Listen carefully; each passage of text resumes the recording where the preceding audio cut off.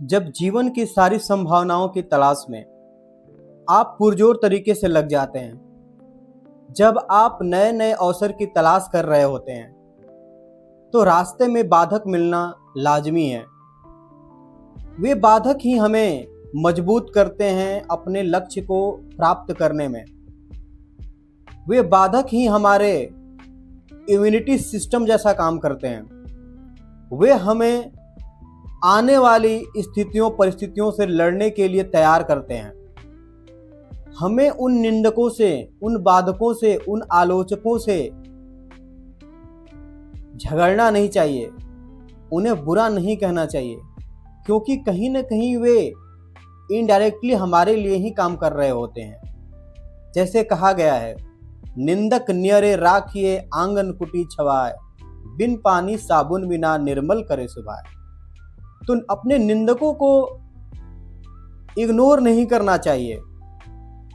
हालांकि आप उनकी बातों को लेकर के डीमोटिवेट थोड़ा सा होंगे, लेकिन आपको डीमोटिवेट होने की जरूरत नहीं है, क्योंकि वे निंदक आपके अंदर जो कमियां हैं उसको फाइंड आउट करके आपको दे रहे हैं, आपको वो फिल्टर करके दे रहे हैं, ताकि आप अपने को भविष्य के लिए तैयार कर सकते हैं।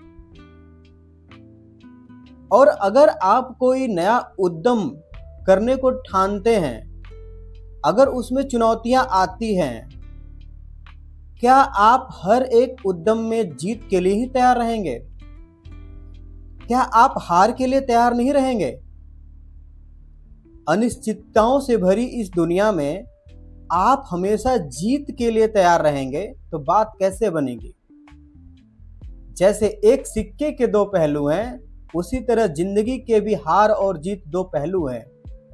अगर आप केवल जीत का ही जश्न मनाते रहेंगे तो हार का जो चस्का है, हार का जो रस है, हार का जो स्वाद है, वह कैसे लेंगे? और कहा गया है कि हारा वही जो लड़ा नहीं। तो आपको अपने से लड़ना पड़ेगा। आपके अंदर जो कमियां हैं, आपके अंदर जो खूबियां हैं, खुद को सेल्फ इंट्रोस्पेक्ट करना पड़ेगा, अपने आप से पूछना पड़ेगा। और आपको आपसे बेहतर कोई नहीं जानता। और अगर आपको एक पल के लिए हार मिल भी जाती है, तो हार कोई नकारात्मक चीज नहीं है, वो एक सकारात्मक चीज है। हार से सीख मिलती है और हार आपको भविष्य के लिए तैयार करता है। सोचिए, अगर डॉक्टर एपीजे अब्दुल कलाम का सिलेक्शन एनडीए में हो गया होता, तो क्या वे मिसाइल मैन बन पाते? क्या वे भारत के राष्ट्रपति के रूप में अपनी सेवाएं दे पाते?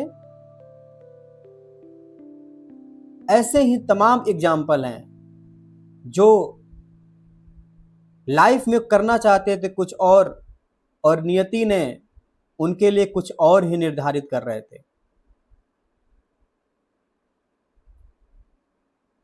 मुझे एक पंक्ति याद आ रही है, क्या हार में क्या जीत में किंचित नहीं भयभीत मैं, कर्तव्य पथ पर जो मिला वह भी सही यह भी सही, वरदान मांगूंगा नहीं।